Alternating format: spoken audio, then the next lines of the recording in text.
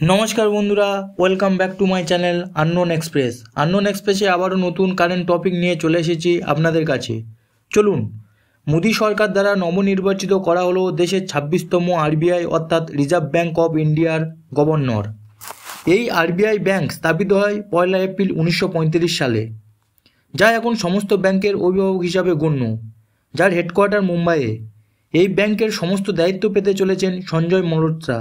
কে এই সঞ্জয় মালহোত্রা, তার এডুকেশন কি, কবে থেকে কতদিন থাকবেন এই পদে, সব ডিটেলসে জানবো। চলুন, চ্যানেলে যারা নতুন প্লিজ সাবস্ক্রাইব করে নেবেন।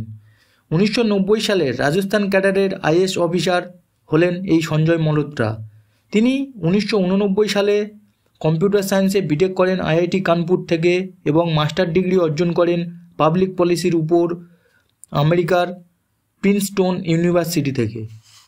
তিনি তার 33 বছরের উপরও কেরিয়ার জীবন অতিবাহিত করেন নানা ডিপার্টমেন্ট সামলানোর মধ্যে দিয়ে, যেমন power, finance, taxation, information technology, mines ইত্যাদি।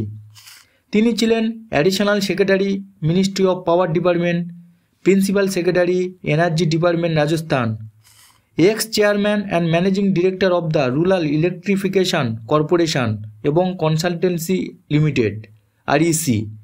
বর্তমান তিনি রাজস্ব সচিব অর্থাৎ রেভিনিউ সেক্রেটারি আছেন মিনিস্ট্রি অফ ফিনান্স ডিপার্টমেন্টে। তিনি তার সব ডিপার্টমেন্টের থেকে বেশি অভিজ্ঞতা অর্জন করেন ফিনান্স অ্যান্ড ট্যাক্সেশন ডিপার্টমেন্ট থেকে।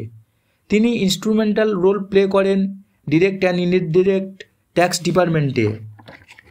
এনার অসাধারণ লিডারশিপ স্কিল আছে, যার ফলে তিনি অবসরপ্রাপ্ত আরবিআই গভর্নর শক্তিকান্ত দাসের কাছ থেকে গভর্নর দায়িত্ব নিতে চলেছেন 11 ডিসেম্বর 2024 থেকে পরবর্তী 3 বছরের জন্য, অর্থাৎ 2027 সাল পর্যন্ত।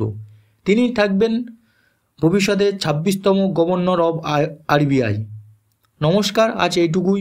এরকম বিস্তারিত টপিক ভালো লাগলে লাইক, কমেন্ট, শেয়ার এবং কারেন্ট টপিক ও ইনফরমেটিভ টপিক পেতে প্লিজ সাবস্ক্রাইব করে নেবেন।